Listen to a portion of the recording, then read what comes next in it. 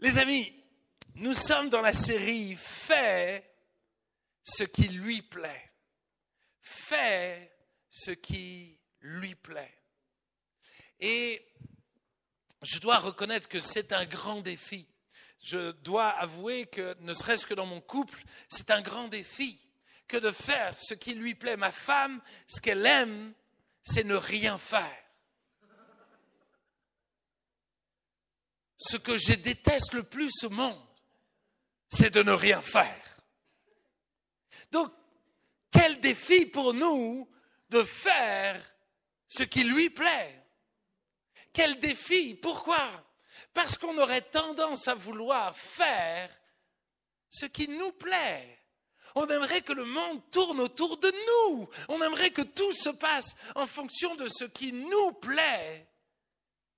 Mais je crois qu'il y a une grâce, il y a quelque chose qui s'enclenche quand on fait ce qui lui plaît. Quand on s'oublie et quand on fait ce qui lui plaît.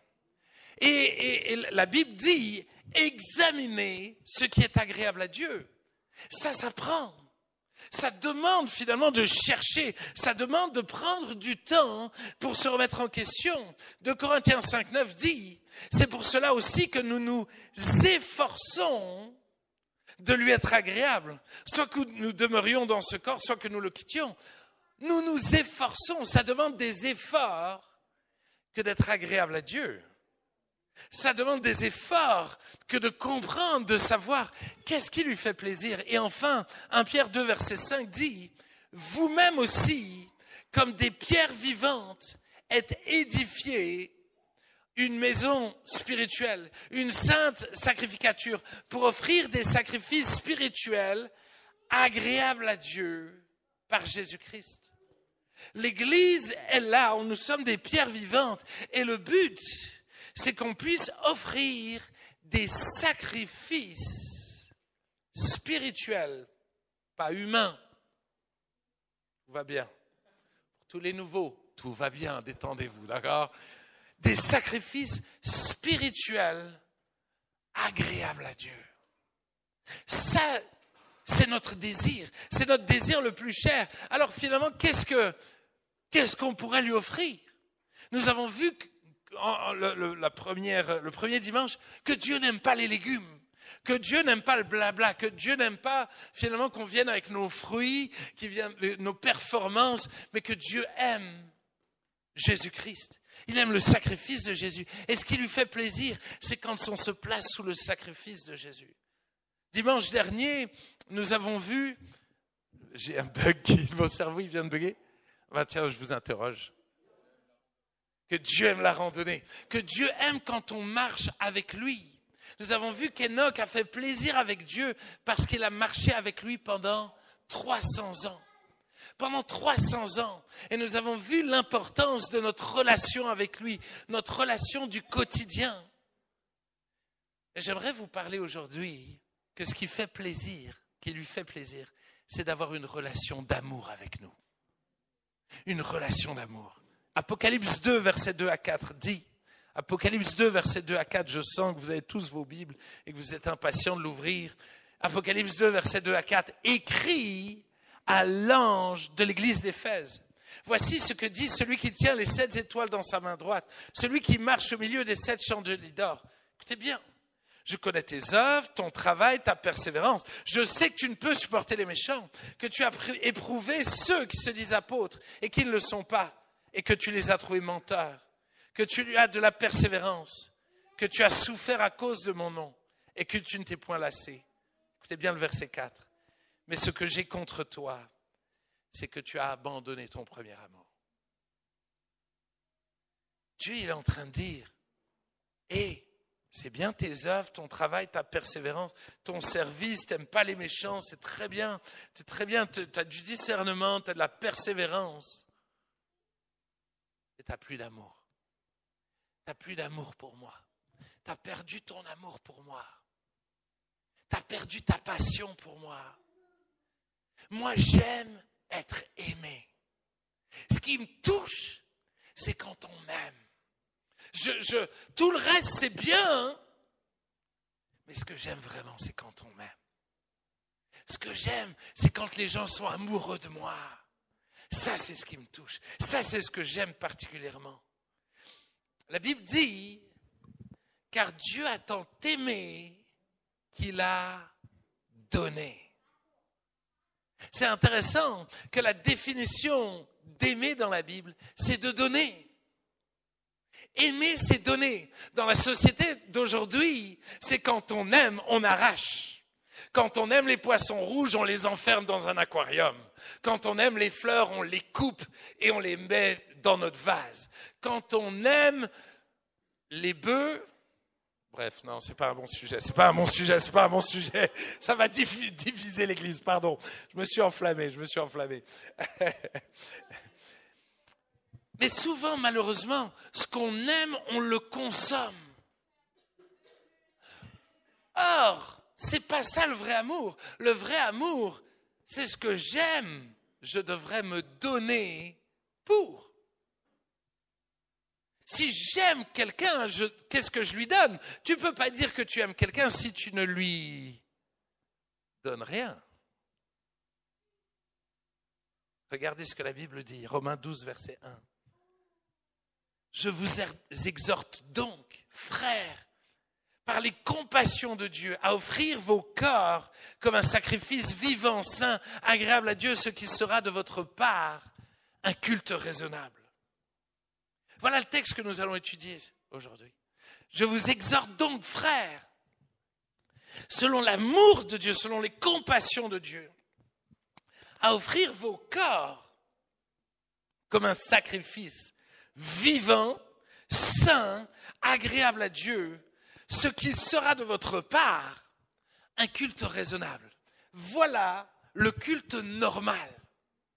Un culte normal, c'est pas de venir place Benjamin Zix. Un culte normal, c'est d'offrir son corps comme un sacrifice vivant, saint, agréable à Dieu. Amen. Alors, je m'arrête quelques instants. Parce que si vous avez remarqué, dans tous les textes que nous avons lus, à chaque fois, il dit « vous ». C'est intéressant. Dans tous les textes que nous avons lus, Paul parle à l'Église. Et finalement, c'est un appel collectif. Pourquoi? Parce que nous sommes l'épouse de Christ. En tant qu'Église, nous devons être son épouse, comme son épouse. Et c'est pour cela que je prends des images de ma relation avec ma femme. Parce que finalement, c'est ça. C'est ça l'objectif. D'avoir une relation d'amour entre nous, l'épouse, et notre époux. Mais je crois que nous devons réaliser que c'est un travail collectif. Nous devons travailler ensemble pour plaire à Dieu. C'est un travail collectif. C'est pour cela que nous avons besoin de ces moments où on peut se donner des petits coups de coude pour nous encourager à ensemble plaire à Dieu. Mais écoutez bien ce dernier point. Je suis responsable de ma relation d'amour avec Dieu. Mais je suis aussi responsable de la relation d'amour avec Dieu en tant qu'Église. J'ai ma part à jouer. On est une seule Église. Donc tu dois te préoccuper, est-ce que mon Église aime Dieu encore? Qu'est-ce que je peux faire pour que mon Église, ou l'Église de laquelle je fais partie, aime plus Dieu? Mais plus que ça, je suis responsable de la relation d'amour de mon prochain. Je ne peux pas juste dire, moi j'aime Dieu, basta. Non, tous ces textes nous invitent à ensemble vivre cela. Je vous exhorte constamment. Paul se préoccupe de l'ensemble et parle à l'ensemble. C'est pour cela que nous ne devons jamais dire « moi je viens à l'église, je pars le plus vite possible ».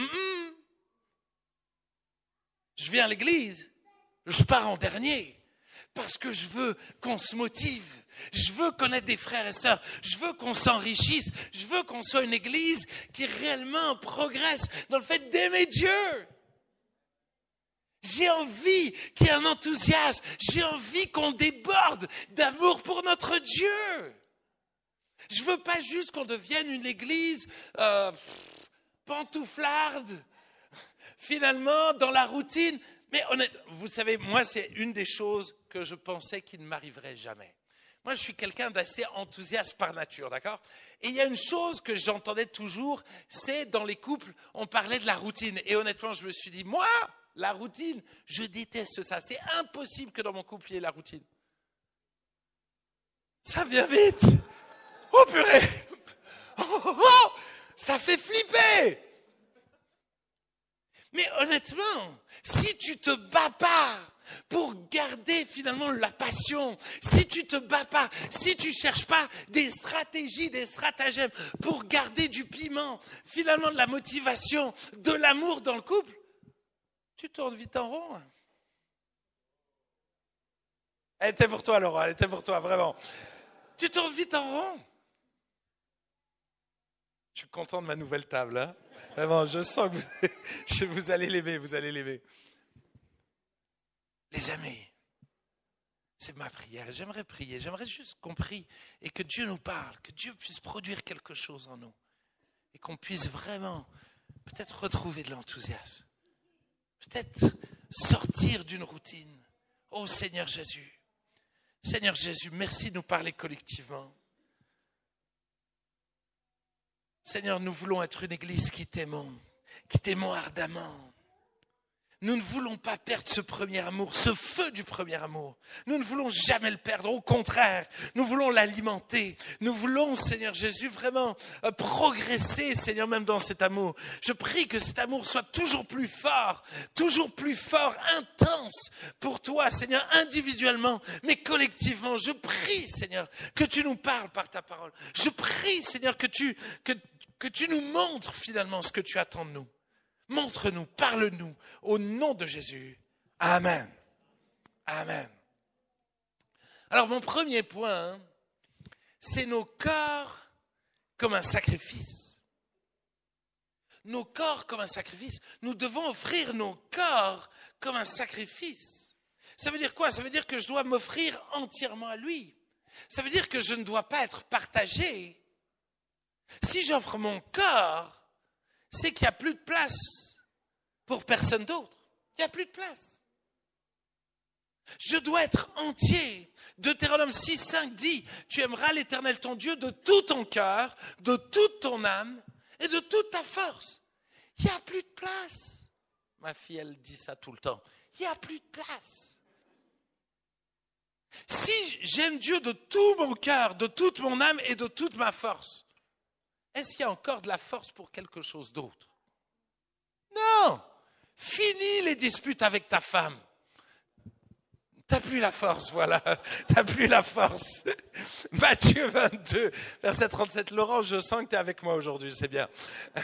Jésus va répéter finalement ce commandement et il va rajouter même une chose. Il répondit, tu aimeras le Seigneur ton Dieu de tout ton cœur, de toute ton âme et de toute ta force et de toute ta pensée.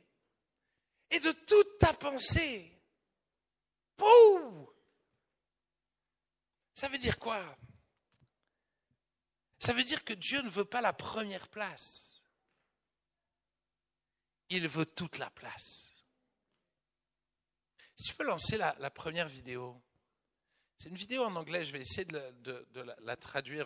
Si au niveau du son, tu arrives à me... So they taught you how to fold the napkins? Yes. Oh, wow. I actually, believe it or not, I know how to fold the Sydney Opera House. I don't believe you. No, I really do. I can totally show you. Hang on one Stop. second. I'm very excited. Good evening. Oh. Good evening. Have you dined with us before? Yes. Est-ce que vous êtes déjà venu ici? Our favorite restaurant. Oui, c'est notre restaurant favori. Pretty sure Chérie, we've never been here before. je ne crois pas qu'on est déjà weird. venu ici. Really? Yeah, no, we haven't. Je ne crois pas. Oh. Hold that thought just one second. I'm really, Désolé, really sorry. Oh, juste no une problem. minute. Yeah. Pas de What would you like to order this evening? Yes, sir. Qu'est-ce So, que you know vous voulez what? commander? I think I would like to have that salmon. That sounds absolutely wonderful. That's one of my favorites. Oh, great. Yeah, you'll like that. Il a And commandé for you, un ma'am? truc.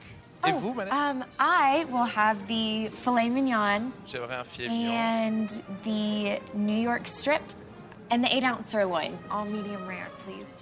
Et j'aimerais That 2 autres is morceaux a de great viande. choice. Thank you. I will get those right out to you. Je vais vous les amener bientôt. Babe, that's Et a chérie, lot of food, isn't it? t'as commandé I'm beaucoup not just de ordering nourriture, one, you know. mais j'ai pas juste commandé pour une personne.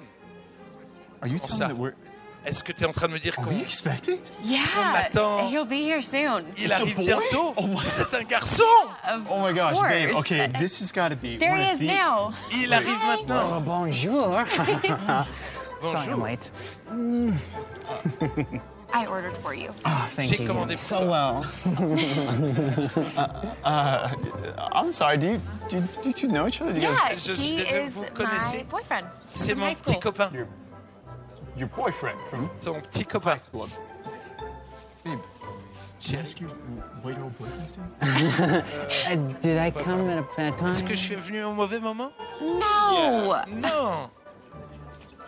I really don't see the problem Je here, ne vois Justin. vraiment pas le problème. Yeah, I really don't see the problem here. Moi non Okay, plus, je who are vois you? pas le problème. Qui Honey, es-tu? stop, you're embarrassing me. Chérie, tu nous embarrasses. I just tu wanted m'embarrasses. us to have one nice night Moi, at j'aimerais your juste favorite avoir restaurant. une bonne soirée au restaurant. I've never been to this restaurant. Je suis And jamais venu second, dans ce restaurant. what is going on? Hey, Qu'est-ce babe. qui arrive? Sorry I'm late. Did I miss anything? Chérie, je suis en retard. Okay, Est-ce que seriously? j'ai raté quelque You- chose? Sérieusement? You take your hand off her. And Toi, you, tu lâches sa main. what is going on? Et toi, qu'est-ce qui arrive? It's all right. It's all right.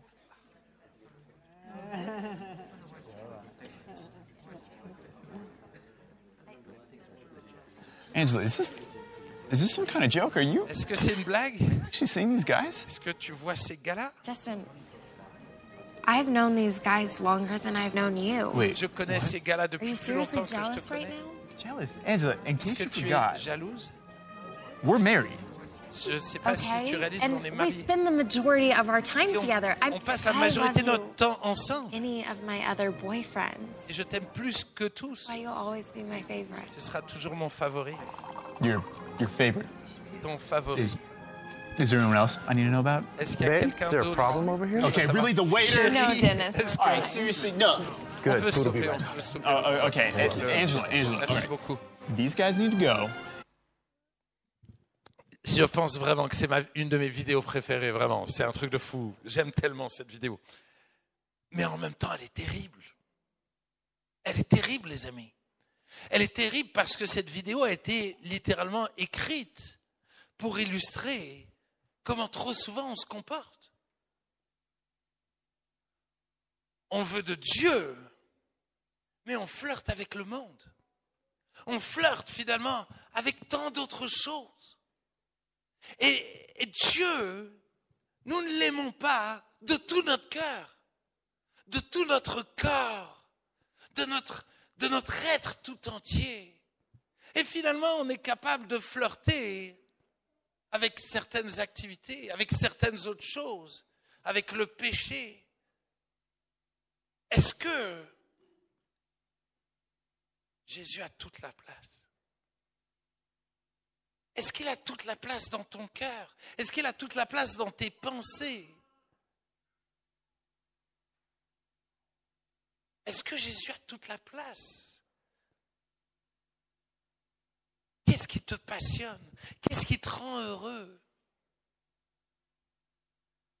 Vous savez, je crois que nous ne devons jamais perdre les pieds sur terre. On a les pieds sur terre. J'ai le droit d'aimer le sport. Mais jusqu'à où? J'ai le droit de faire du sport avec Jésus.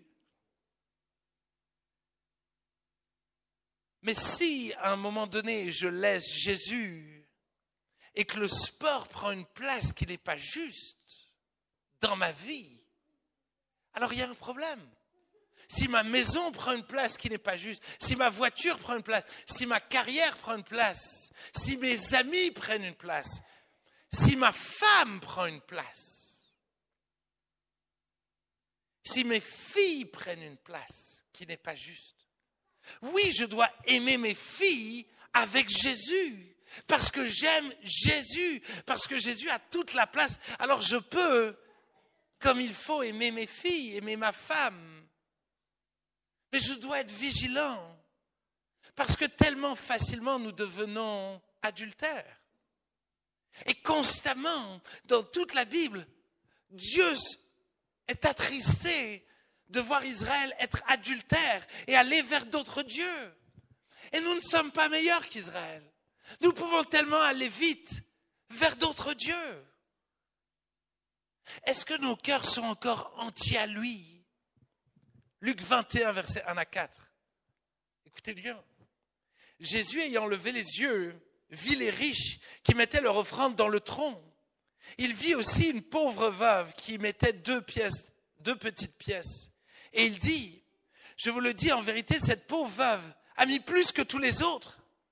Car c'est de leur superflu que tous ceux-là ont mis des offrandes dans le tronc.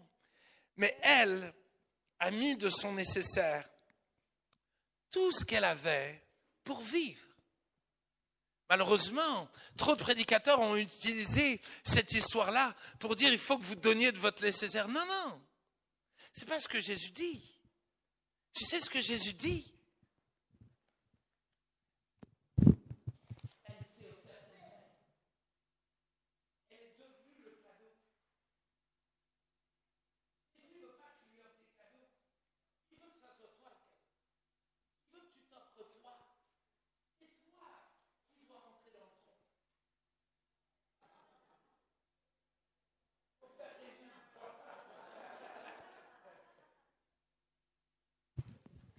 Les amis, j'entendais cette histoire-là qui m'a fait rire, mais des fois, dans certaines églises, ils ont des grands paniers, énormes paniers pour demander de l'argent. Et un jour, c'est une petite fille qui a dit, mais moi, j'ai pas grand-chose, mais j'ai envie de me donner, moi. Et elle est rentrée tout entière dans ce panier-là. Et je me dis, hey, c'est ça qu'on doit faire. C'est ça qu'on doit faire. Les amis, Jésus ne veut pas de ton bouquet de fleurs, de ton cadeau de Noël. Il te veut toi. D'ailleurs, mesdames, ce que ton mari veut, c'est toi. Messieurs, ce que ta femme désire le plus, c'est pas tes cadeaux, c'est toi. Il n'y a pas eu de amen, mais c'était le bon moment là, vraiment. Vraiment, vraiment. Honnêtement, je le sais, ce qui fait le plus plaisir à ma femme, c'est moi. Merci beaucoup. C'est quand je suis tout entier pour elle. C'est à la limite, c'est pas tant ce qu'on fait, c'est quand elle sait que je suis entièrement là pour elle. C'est ça qui lui fait le plus plaisir. Mesdames, vraiment, aidez-moi, c'est pas vrai? Ouais, vous avez le droit de dire oui. Hein, tout va bien, d'accord. Je veux dire, détendez-vous. Mais si nous qui sommes humains, c'est ce qu'on aime, mais à combien plus forte raison Dieu nous veut nous en entier? Apocalypse 3, versets 15 à 16. Je connais tes œuvres. Je sais que tu n'es ni froid, ni bouillant. Ainsi, parce que tu es tiède et que tu n'es ni froid ni bouillant, je te vomirai de ma bouche. Quand on vomit quelque chose, c'est ou qu'on est malade ou qu'on n'aime vraiment pas. Est-ce que tu réalises qu'être tiède, c'est un mélange de froid et de chaud?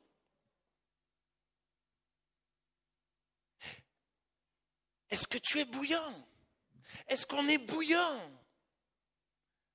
Je connais tes œuvres et je sais que tu n'es ni froid ni bouillant.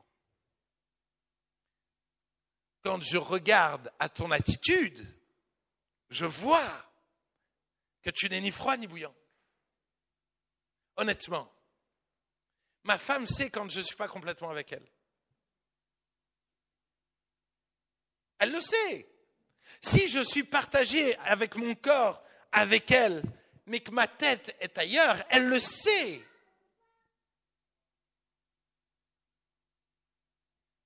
Mais Dieu sait, quand on est partagé, Dieu le voit. Et il nous veut tout entier à lui. Il nous veut en entier. Il veut qu'on l'aime. Et parce qu'on l'aime, on se donne en entier pour lui. Mon deuxième point, c'est vivant. Je vais offrir mon corps comme un sacrifice vivant. Es-tu vivant? Il y a une personne vivante. Wouhou! J'ai traduit dynamique, extravagant et chantant. Les amis, je crois que le corps est l'expression de notre âme. Mon corps obéit à ce qui se passe à l'intérieur. Quand je suis triste à l'intérieur, les larmes coulent. Quand Strasbourg gagne, les gens dansent. Là, en ce moment, voilà. J'aurais peut-être pas dû aller sur ce terrain-là. Mais naturellement, les gens, quand ils sont impressionnés par un spectacle, naturellement, ils applaudissent dans les mains. Dans les stades, tout le monde lève les mains. Je veux dire, c'est fou, comme les gens ne se posent pas des questions. Est-ce qu'il faut que j'applaudisse? Est-ce qu'il faut que je lève les mains? Les gens le vivent naturellement. Et j'ai des fois l'impression que dans l'église, on se pose 1000 questions. Il faut que je lève les mains, il faut que je tape dans les mains, il faut que je me mette à genoux. Mais pourquoi on se pose tellement de questions? On doit vivre. On doit vivre. On doit être vivant. La Bible, constamment, parle d'être criant, chantant. Honnêtement, moi, je suis des fois attristé de voir une église qui est moins passionnée par Dieu que les gens du dehors qui sont passionnés par des choses tellement futiles. Je veux dire, on devrait être les gens les plus passionnés du monde. Et un jour, je prêchais sur ça à des jeunes adultes qui, honnêtement, c'était assez terrible parce que quand tu rentrais dans ces réunions de jeunes adultes, c'était glaçant. Les gens ne se parlaient pas, les gens étaient hyper austères et tout ça. Et je leur ai dit, mais les amis, je ne vous comprends pas. Toute la Bible parle d'être enthousiaste, de crier de joie. Et j'arrive là et puis, oui, j'aime Jésus. Et voilà la remarque qu'on m'a fait. Voilà la remarque qu'on m'a fait. Et la remarque qu'on m'a fait, c'est Thibaut, on n'est pas tous comme toi. Voilà ma réponse. Je dis Dieu merci. Mais pourquoi, quand tu es en voiture et que quelqu'un te fait une queue de poisson, là tu cries? Je croyais que tu étais timide. Je croyais que tu étais mesuré. Je ne comprends pas. Les amis, ne me dites pas, je ne suis pas comme Thibaut. Analyse quand tu es le plus heureux dans ton quotidien. Et qu'est-ce que tu es? Comment tu es quand tu es le plus heureux? Et de te dire, purée, si pour une invitation au restaurant, je suis heureux comme ça, alors je dois être 10 fois plus quand je vais à l'église. Pour célébrer Jésus, je dois être 10 fois pire que ça. Il doit y avoir un truc qui se passe en moi. J'ai la vie éternelle. Qu'est-ce qui se passerait si maintenant je te payais, allez, un séjour aux Bahamas, tout frais payé, pendant, allez, les amis, pendant 3 semaines. Vous remarquez déjà le niveau sonore, il a augmenté, hein? On est déjà dans un réveil spirituel. Les amis, on va aller au ciel pour l'éternité, tout frais payé, bien mieux que les Bahamas.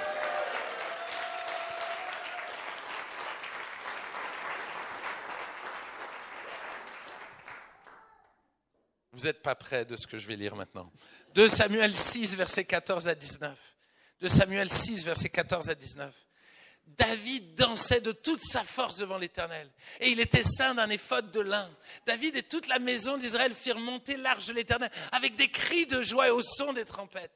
Comme l'arche de l'Éternel entrait dans la cité de David, Michal, fils de Saül, regardait par la fenêtre, et voyant le roi David sauter et danser devant l'Éternel, elle le méprisa dans son cœur.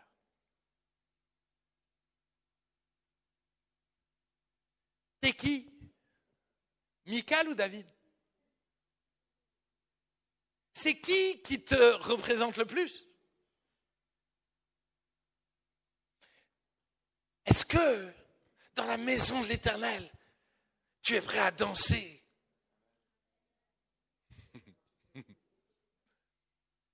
À sauter pour l'Éternel, à danser de joie, à crier de joie. Nous avons plus que l'arche de l'Alliance. Honnêtement, c'est un truc de fou. Tout ce qu'on a. Et j'ai des fois peur qu'on va dire qu'on aime Jésus, mais que ça ne se voit pas. Moi, honnêtement, je me rends compte à quel point que quand j'aime, je suis extravagant. Et je soupçonne que beaucoup de gens sont comme moi. Mais quand on aime, on est extravagant. Quand on aime, on est capable de faire des folies. Moi qui n'aime pas rouler, tout d'un coup, moi les débuts avec ma femme, j'étais prêt à rouler des heures, j'étais prêt à faire des choses de dingue pour elle. C'était ce premier amour. Alors maintenant, ça va, elle habite dans la même maison que moi, j'ai moins de trajet à faire. Dieu merci. Mais à quelque part, l'amour te pousse à faire des choses extravagantes. Ma femme aime les sushis, nombre de fois où j'ai ramené les sushis. Si, ça va, ça passe. C'est pas une côte de bœuf, mais ça passe. Je veux dire, mais tout d'un coup, parce que je sais ce qu'elle aime, je sais ce qui lui fait plaisir, alors tout d'un coup, j'ai envie de faire des choses extravagantes. Non, ça ira. Luc 7, verset 36. Luc 7, verset 36. Un pharisien prie à Jésus de manger avec lui. Jésus entra dans la maison du pharisien et se mit à table. Et voici une femme pécheresse qui se trouvait dans la ville, ayant su qu'il était à table dans la maison du pharisien, apporta un vase d'albâtre plein de parfums. Elle se tint derrière, aux pieds de Jésus. Elle pleurait et bientôt elle lui mouilla les pieds de ses larmes, puis les essuya avec ses cheveux, les embrassa et les oignit de parfum. Le pharisien qui l'avait invité, voyant cela, dit en lui-même, si cet homme était prophète, il connaîtrait qui et de quelle espèce est la femme qui le touche. Il connaîtrait que c'est une femme pécheresse.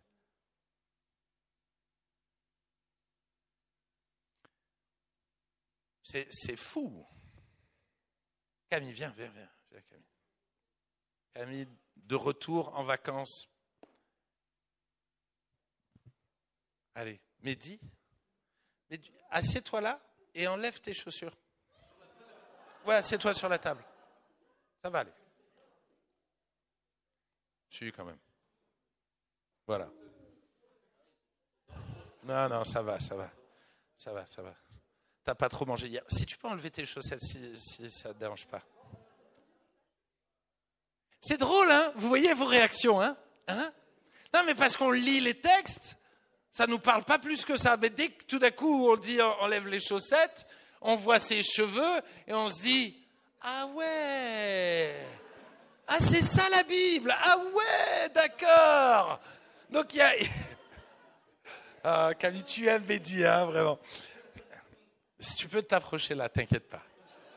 Fais confiance à ton pasteur.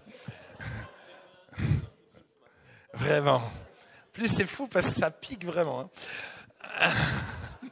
Les amis,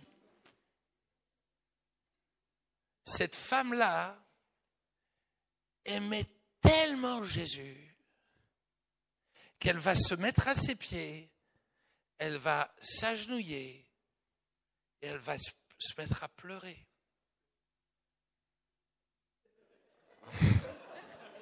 Tu fais ce que tu veux, Camille, vraiment. Tu te sens très à l'aise, d'accord? Vraiment, tout va bien. Elle se met à pleurer sur ses pieds. Mais ensuite, elle va essuyer ses pieds avec ses cheveux. Tout le monde est à l'aise, je le sens, vraiment. Tout le monde est très à l'aise. Mais elle ne s'est pas posé 10 000 questions. Elle ne s'est pas dit « Oh, ses pieds sont sales ». Et encore une fois, dans la culture, ils n'avaient pas des baskets et des chaussettes. Hein. Dans la culture, tu marchais pieds nus, tu marchais des kilomètres, donc il y avait plein de transpiration, de la poussière qui s'accroche à la transpiration, certainement des petites blessures qui rajoutaient un peu de sang à tout ça. parce qu'il y a des cailloux et tout ça. Donc voilà l'état des pieds. Mais elle n'est pas en train de se dire, qu'est-ce que les autres vont penser?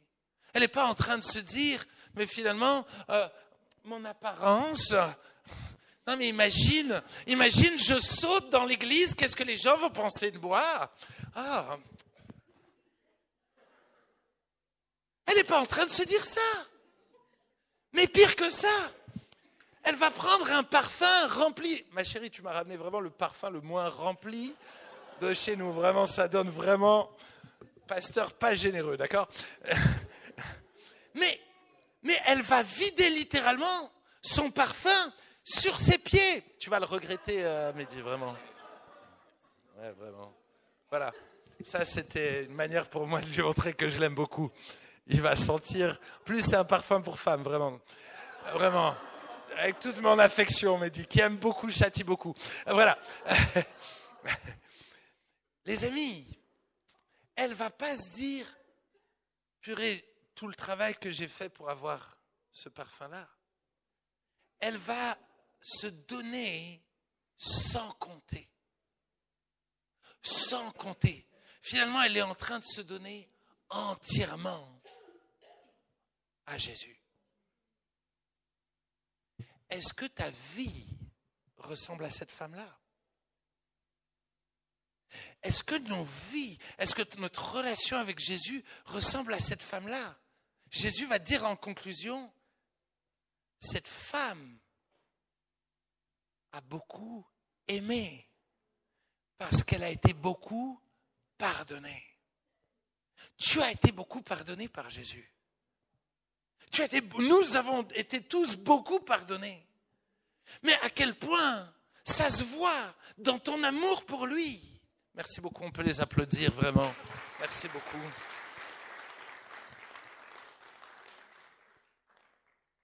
Il y a un verset qui dit que la bouche parle de ce que le cœur déborde. Je fais une parenthèse. Je sais que quand je parle de sujets comme ça, il y a deux extrêmes qui peuvent se réveiller. Le premier extrême, c'est ceux qui disent « Oui, mais il faut être sage. » Fais attention à ta sagesse. Parce que trop de sagesse fait que tu n'aimes plus. Tout devient intellectuel. Il n'y a plus d'amour qui te motive. Tout se passe dans ton cerveau. D'un autre côté, il y a des gens qui sont capables d'entendre ça et dire « Ok, je vide mon compte en banque et je donne tout à l'église. » Ne fais pas ça non plus. Je crois que nous devons nous donner à Jésus. Mais c'est premièrement une condition, c'est ce qu'on le disait tout à l'heure, une condition spirituelle, une condition de cœur. Parce que si tu donnes tout à l'église, mais que ton cœur n'est pas attaché à Jésus, ça ne sert à rien. Parce qu'on doit s'offrir de tout notre corps. C'est pour cela qu'il vaut mieux donner peu, mais tout son cœur, par amour pour lui, que de donner beaucoup, alors que ton cœur n'est pas entier pour lui. Ça va? La bouche parle de ce que le cœur déborde. Regarde ce que Hébreux 13, verset 15 dit. Par Jésus, donc encore une fois, c'est toujours le préalable, c'est Jésus. Offrons sans cesse à Dieu un sacrifice de louange, c'est-à-dire des chants qui le reconnaissent comme Seigneur. Voilà les sacrifices qui plaisent à Dieu. Es-tu chantant? Es-tu quelqu'un qui chante? Oui, j'aime pas chanter. C'est pas ma question. Parce que finalement, ce qui nous intéresse, c'est pas toi. C'est ce qu'il aime lui. Et il aime quand on chante. Il aime quand on chante. Il n'a pas dit, il aime quand on chante bien. Dieu merci. Mais il aime quand on chante. Et nous voulons être une église qui chante. L'église La Porte Ouverte est une église qui chante, où on aime chanter, où on chante de tout notre cœur, où on n'est pas juste à écouter finalement quelqu'un qui est devant, où on chante de tout notre cœur. On chante par l'esprit, on chante avec notre intelligence, mais on chante de tout notre cœur, pour le Seigneur, par amour pour lui. Nous voulons chanter. Psaume 19, verset 14, dit « Reçois favorablement les paroles de ma bouche, les sentiments de mon cœur, ô Éternel, mon rocher et mon libérateur. Je célébrerai le nom de Dieu par des cantiques. Je t'exalterai par des louanges. Cela est agréable à l'Éternel, plus qu'un taureau avec des cornes et des sabots. » Psaume 69. Psaume 104. Que mes paroles lui soient agréables. Je veux me réjouir en l'Éternel. Constamment, David est préoccupé finalement de chanter par amour pour l'Éternel. Est-ce que tu chantes à l'église? Est-ce que tu chantes dans ton quotidien par amour pour Dieu? Ça lui fait tellement plaisir. Moi, honnêtement, j'aime tellement chanter quand je viens à l'église à pied. J'essaye d'être chantant. Honnêtement, j'essaye d'être chantant, le plus chantant possible. Mais honnêtement, je vois les gens qui me regardent. Mais j'en ai rien à cirer. Je suis plus heureux qu'eux. Et le nombre de fois où des gens m'arrêtent en disant « Mais comment ça se fait que vous êtes si joyeux? Comment ça se fait? Ça vient d'où ?» Je me souviendrai toute ma vie de cette dame qui me dit « Mais qu'est-ce que vous chantez bien? Vous ne seriez pas partie d'une chorale ?» Premier miracle, d'accord? Le vous chantez bien, premier miracle, d'accord? Et tout d'un coup, je lui dis « Non, mais j'aime Jésus et j'ai envie de le chanter. » Elle dit « Vous aimez Jésus? » « Oui, laissez-moi vous expliquer pourquoi. » Et je lui parle de mon témoignage. Et tout d'un coup, elle dit « Waouh, c'est une belle histoire. » Je dis « Mais si vous voulez, je peux prier pour vous et vous pouvez vivre la même chose. » Elle dit « Ah d'accord. » Mais j'ai pu prier pour elle. J'étais en forêt. Mais pourquoi? Parce que quand on célèbre Jésus, les gens se disent « Mais moi, je veux ce qu'ils ont. Ce gars a l'air tellement amoureux, tellement passionné. Moi, je veux ça. » Est-ce que tu chantes? Chantons. Chantons de plus en plus. Je termine. C'est un sacrifice vivant qui doit être saint. Un sacrifice vivant qui doit être saint. Qu'est-ce que veut dire le mot saint? Le mot saint, ça veut dire mis à part, séparé d'eux. Et finalement, ça me montre à quel point je ne dois pas chercher à plaire aux autres. Mais finalement, plus j'aime Jésus, plus je deviens comme lui. Plus je deviens un avec lui. Finalement, cette unité absolue, profonde, intime, c'est ça que Jésus aime. Galates 1, verset 10 dit « Est-ce la faveur des hommes que je désire ou celle de Dieu? Est-ce que je cherche à plaire aux hommes? Si je plaisais encore aux hommes, je ne serais pas serviteur de Christ. » 1 Thessaloniciens 2, 4. Selon que Dieu nous a jugés dignes de nous confier l'évangile, ainsi nous parlons, non comme pour plaire à des hommes, mais pour plaire à Dieu qui sonde les cœurs. Je pense que la plus grande difficulté de notre génération, c'est l'image que les autres ont de nous. Qu'est-ce que les gens vont penser de moi? Qu'est-ce que les gens vont penser de moi si je fais ceci? On est tellement préoccupé parce que les autres pensent. On fait les choses en fonction des autres. On est jaloux, envieux. Si quelqu'un ne fait pas les choses comme nous on le voudrait, alors on est capable de se fermer. Les amis, est-ce qu'on cherche à plaire à Dieu? Est-ce qu'on cherche par ce qu'on fait, par qui on est, à plaire à Dieu? Et peu importe ce que pensent les autres. Moi, nombre de fois, on m'a dit « Ah, j'étais comme toi quand j'étais jeune, mais tu verras, tu vas te calmer aussi. »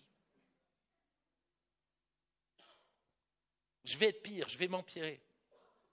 Et je suis en train d'en former là, des petits, ils vont être terribles. Je suis en train de me multiplier, d'accord? Vous êtes en danger, je vous promets. Mes filles,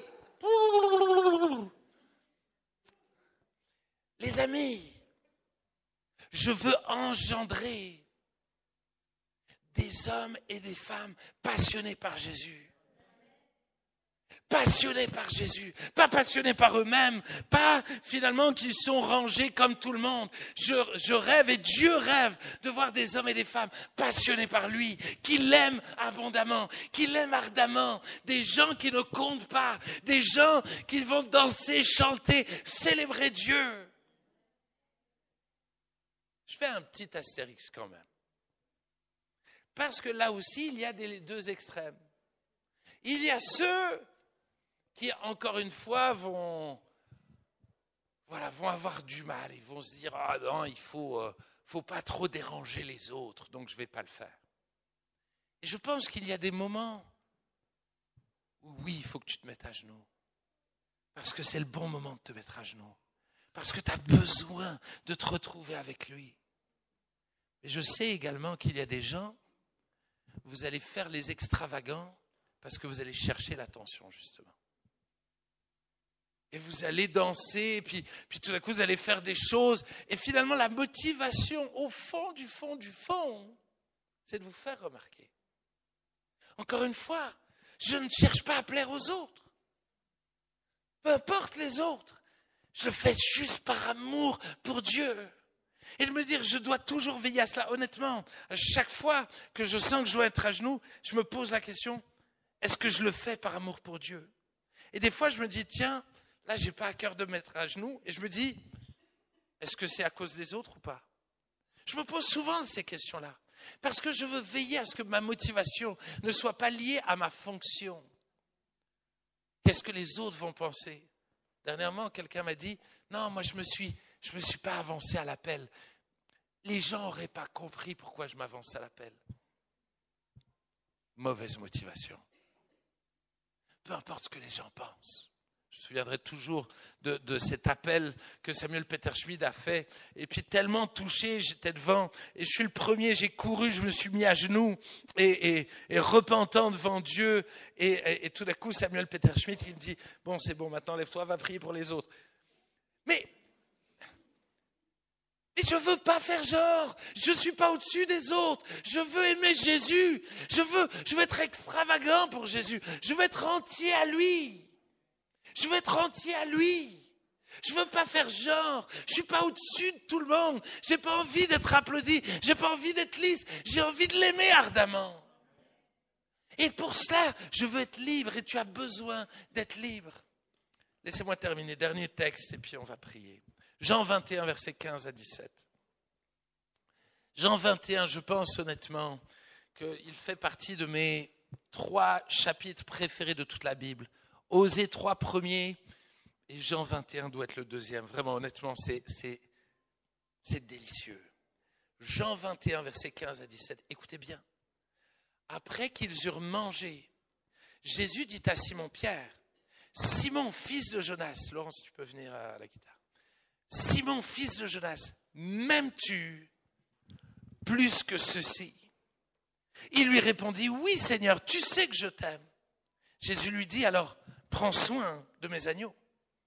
Il lui dit une seconde fois, Simon, fils de Jonas, m'aimes-tu? Pierre lui répondit, oui Seigneur, tu sais que je t'aime. Jésus lui répondit, alors prends soin de mes brebis. Il lui dit pour la 3e fois, Simon, fils de Jonas, est-ce que tu m'aimes?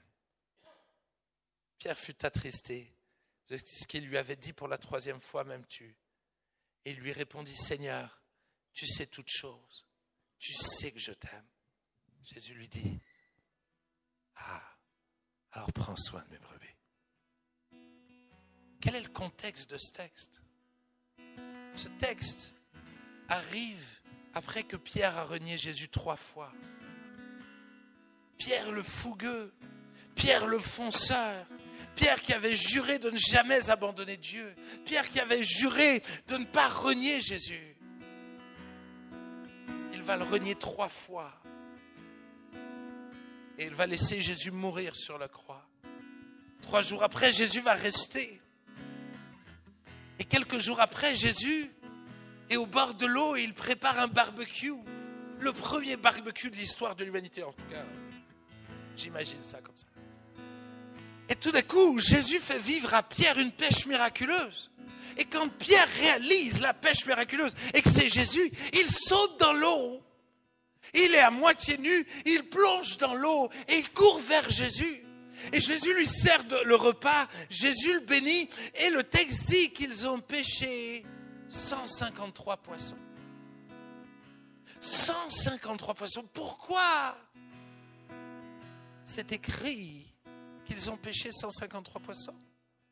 Qui a compté les 153 poissons? Tout d'un coup, Jésus ne fait pas la morale à Pierre. Il aurait pu lui faire la morale. Il aurait pu lui dire, mais pourquoi tu m'as renié? Jésus aurait pu dire, mais pourquoi tu perds ton temps à compter ces poissons? Je suis là. Et Jésus veut un moment hors du temps. Un tête-à-tête.